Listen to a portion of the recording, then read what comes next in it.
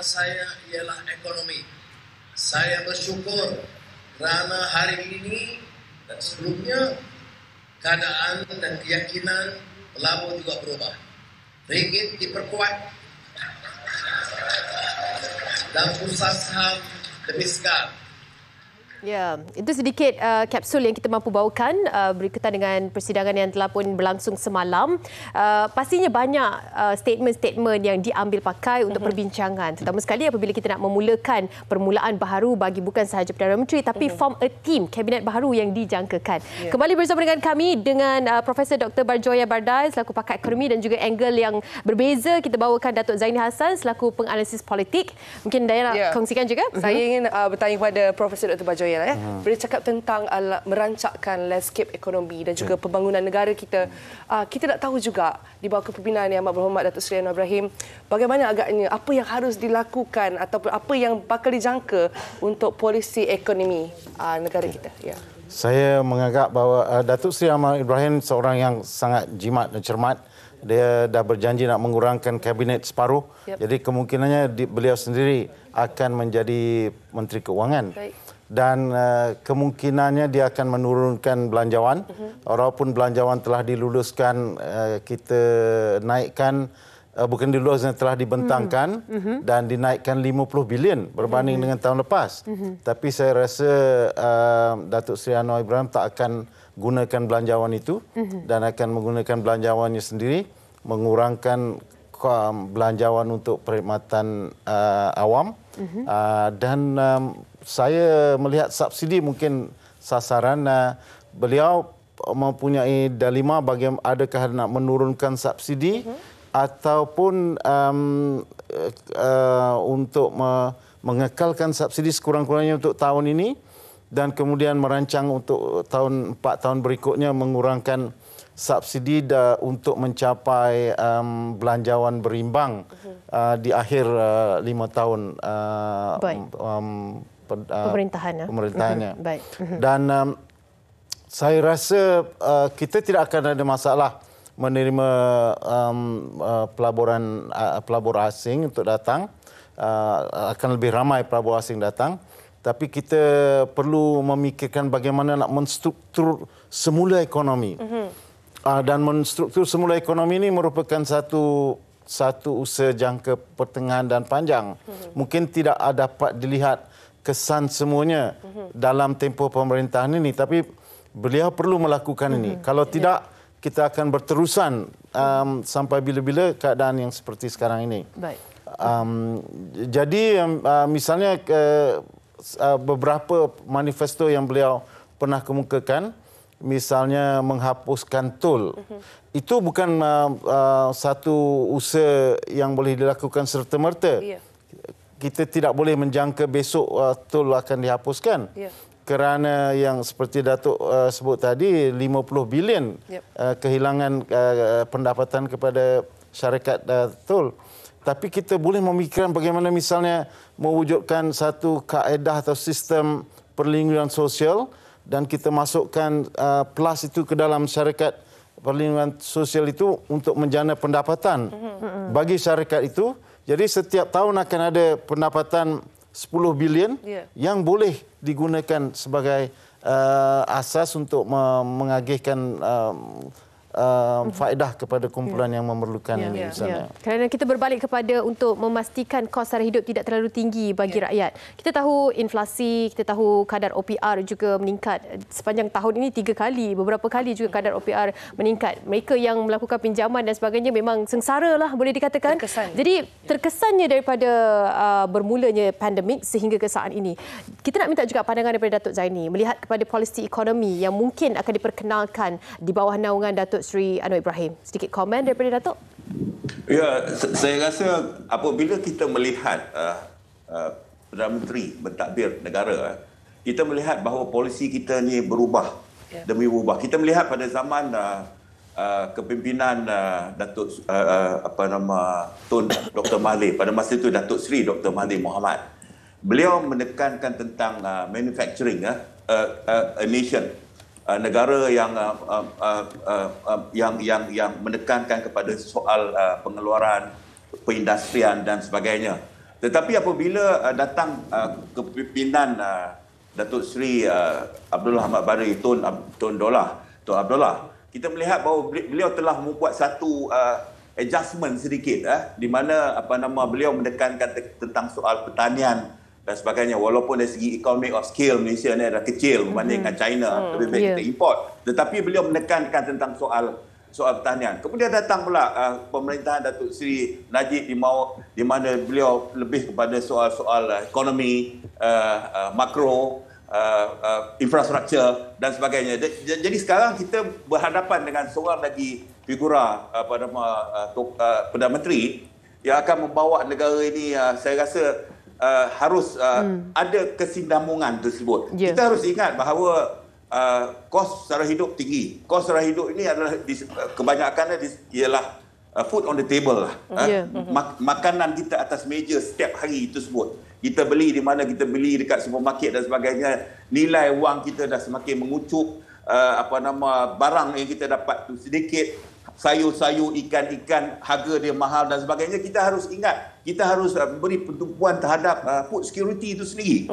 Kita harus ingat bahawa dulu masa zaman Pak Lah, kalau tak salah saya, kos import makanan pada masa itu lebih kurang, kalau Profesor boleh betulkan saya, lebih kurang dalam 17 bilion pada masa itu. Tapi sekarang selepas 3-4 Perdana Menteri ini, dia telah melonjak kepada 40, 50, 60, 70 bilion. Jadi dia telah melibatkan berganda-ganda. Itu menyebabkan harga barang pun menjadi mahal disebabkan oleh fluctuation dalam currency kita dan sebagainya, menyebabkan mahal. Jadi saya rasa Perdana Menteri sekarang ni, Datuk Seri Anwar Ibrahim, harus memikirkan soal itu juga. Because dia ada tempoh 100 hari inilah. Matlamat pertamanya ialah untuk menangani kos sara hidup. Kos sara hidup tu dia melibatkan makanan. Kebanyakannya makanan. Kalau orang tak makan, orang mati. Jadi sekarang ni kos makanan itu meningkat. Jadi saya rasa beliau harus memikirkan macam mana kita nak galakkan lebih banyak sektor pertanian, modernization dalam agriculture, macam mana nak meningkatkan yield pesawah padi yang mana 1 hektar masih lagi, saya rasa dia punya yield dia masih lagi kurang daripada 10 tan, metric tan. Macam mana nak meningkatkan benda-benda tu? Saya orang pesawah. Saya datang daripada Kedah. Misalnya, keluarga saya adalah keluarga pesawah. Saya melihat bahawa cara hidup pesawah di Kedah contoh dia, 30 tahun dulu, 40 tahun dulu, saya dah 50 tahun lebih. 50 tahun dulu sampai sekarang sama. Saya sekarang ni dah second generation. Sawah padi dah jatuh kepada saya. Saya mengusahakan sawah padi, saya tengok tidak ada peningkatan dari segi yield tersebut, dari segi pendapatan saya sendiri. Bayangkan kalau saya berada di kampung. Itulah pendapatan saya yang tidak cukup setiap musim. 2 bulan, 3 bulan baru kita dapat hasil kita. Dengan pelaburan beli benih baja dan sebagainya yang tidak berbaloi dengan pendapatan yang kita dapat. Jadi saya rasa kerajaan harus memikirkan bukan saja dari segi nak tarik FDI, memanglah FDI akan masuk dan sebagainya, tetapi adalah soal perut kita, politik perut, food on the table dan sebagainya. Saya rasa Prof boleh ulas lagi. Baik, Prof nampaknya mengangguk dari tadi seperti setuju. Mungkin boleh rukaikan sedikit daripada Dr. Zaini tadi. Okey, kita menganggarkan bahawa tahun hadapan akan menjadi satu tahun yang mencabar. Kerana kita akan melihat seluruh dunia akan menghadapi kegawatan. Jadi persoalannya, adakah kita akan terkesan oleh kegawatan itu, sedang ekonomi kita hari ini sedang melonjak naik menuju ke puncak, maknanya dijangkakan kita akan mencapai puncak dalam tahun 2025. Tapi kalau kesan kegawatan luar berlaku, apakah kita mungkin juga akan ditarik masuk ke dalam kegawatan? Saya yakin bahawa kita tidak akan tidak akan masuk ke dalam kegawatan. Kita akan terus berkembang, tapi kadarnya akan semakin rendah. Dijangkakan tahun ini kita boleh mencapai 7.5 atau 8%. Tahun depan mungkin 4.5, kemudian 3.5. Tapi di masa yang sama kita ada satu kesan lagi, kesan kos barang yang meningkat. Hari ini macam Datuk sebut tadi, kita mengimport lebih 65 bilion barang-barang makanan saja. Bawang kita import lebih 80%, kubis dan sebagainya. Jadi kalau kita boleh mempunyai strategi penggantian import dan strategi keselamatan makanan. Dua yang perlu kita laksanakan, dan kita perlu bawa teknologi, dan kita perlu kerah anak muda kita untuk memulakan perniagaan pertanian moden. Aerofonik, dan apa-apa lain yang berkait dengan hari ini kita boleh buat vertical farming pun misalnya. Jadi kalau ini boleh dilakukan, walaupun projeknya mungkin kecil-kecil bagi setiap satu, tapi secara menyeluruh dia boleh menambah pendapatan. Baik, Prof. Sebenarnya saya nak sentuh sedikit sahaja, iaitu tentang ringgit tertinggi dalam 2 bulan untuk Malaysia, dan juga bursa saham naik lebih 50 mata, kenaikan harian kiranya yang terbesar tahun ini. Mungkin boleh kongsikan impak positif yang berlaku atas pelantikan Datuk Seri Anwar Ibrahim. Kongsikan bersama kami secara ringkas, Prof. Okey, sebenarnya memang pelabur asing telah anticipate, menganggarkan bahawa ekonomi politik Malaysia senaruhnya akan berubah. Jadi kalau kita tengok pasaran saham kita menjunam sampai 1,300, kemudian mengalih arah dan mula menaik. Dan ramai meramalkan bahawa kesan daripada keputusan pilihan raya ini pasaran saham akan jatuh. Saya berpendapat bahawa itu tidak berlaku kerana the positive sentiment dalam pasaran telah menyebabkan dia naik, dan perlantikan yang amat berhormat Datuk Seri Anwar Ibrahim sebenarnya sudah diramalkan sejak sebelum pilihan raya pun. Jadi itu yang telah menyebabkan pasaran mula menaik, dan saya rasa dia akan terus menaik, tetapi ada hadnya kerana Amerika masih terus, Federal Reserve terus-menerus menaikkan kadar OPR-nya. Dan kalau mereka terus menaikkan kadar OPR, pelabur-pelabur asing masih terus berminat dengan US dollar dan pelaburan dalam US dollar. Jadi ini kita merupakan hadlah sedikit. Ya. Okey, daripada Datuk Zaini sendiri, kita tak sempat nak sentuh tentang jangkaan kabinet baharu ini. Harapannya daripada Datuk Zaini melihat pada tim yang mungkin bakal di bawah naungan Datuk Seri Anwar Ibrahim. Secara ringkasnya, mungkin boleh dikompilasikan, silakan. Ya, kita seluruh rakyat Malaysia menantikan pengumuman tersebut dengan penuh debaran dan penuh harapan. Sebagaimana tajuk kita hari ini, permulaan baru.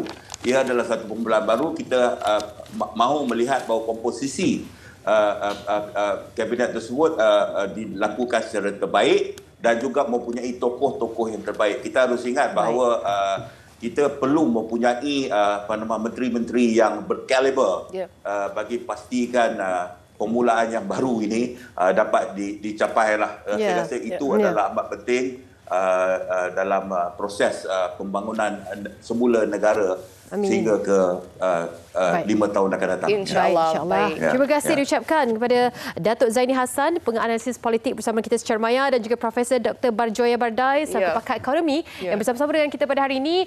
Kita harapkan perbualan bukan sahaja setakat untuk menutup lubang di jalan, banjir, longkang yang tersumbat. Kita harapkan ada lagi isu-isu yang lebih kuat untuk diperbahaskan, seperti perubahan iklim yang ekstrim kan, dan juga alam sekitar yang semakin lama semakin membimbangkan. Itu yang kita harapkan, lebih intelektual perbincangannya dalam dan tentunya persediaan negara kita untuk menghadapi ekonomi yang lebih mencabar pada tahun hadapan.